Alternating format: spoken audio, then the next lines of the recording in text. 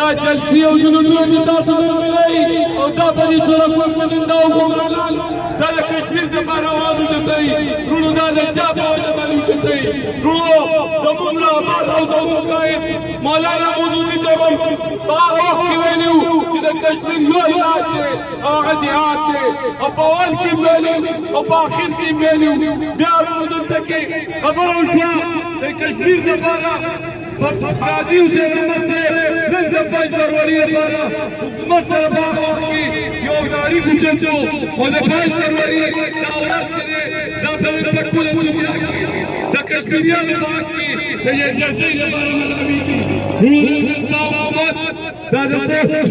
خلک او دا حکمرانان په دې باندې مجبور دي چې دا ورځ ماناوو نو دا اعزاز چا دی دا تاسو د جماعت اسلامي خلیفه حاصل دی چې ستاسو لیډر د 5 فروری دا اعلان وکړو او دا لږه اعلان وکړو وروڼو مونږه په پاکستان کې د مونږ د جماعت اسلامي خلک چې کله په دې ملک باندې سختي راغلې ده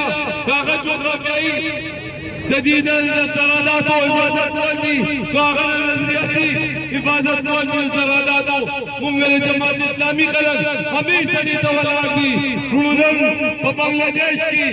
څوک چې ایجاد کېږي چاته پانسي ملاوېږي تاسو وایئ که نه کوم د پیپل پارټۍ سړي ته پانسي ملاو شوي کوم مسلم لیګي ته چې وایي د پاکستان خالقان یو هغوی ته پانسي ملاو شوي نن که پانسیانې ملاوېږي په دې جرم کې چې تاسو د پاکستان په حق کې دا چته کړې وه نو هغه صرف او صرف د جماعت اسلامي خلکو ته ملاوېږي وروڼو نن د اشتها سره څوک په سرحداتو کې جنګېږي دا د جماعت اسلامي ځوانان دي چې فوج کوم ځای ته نشي تللی هلته زما ورسره جنګېږي وروڼو موږ شهیدان ورکړي دي موږ د افغانستان کې چې کله نظریاتي جنګونه موږ د سرحداتو او په اسلام باندې دشمن حمله شوې وه هلته موږ پیش شو وروڼو په ټوله دنیا کې جماعت اسلامي چېرته چې د مسلمان سره ظلم کېږي هلته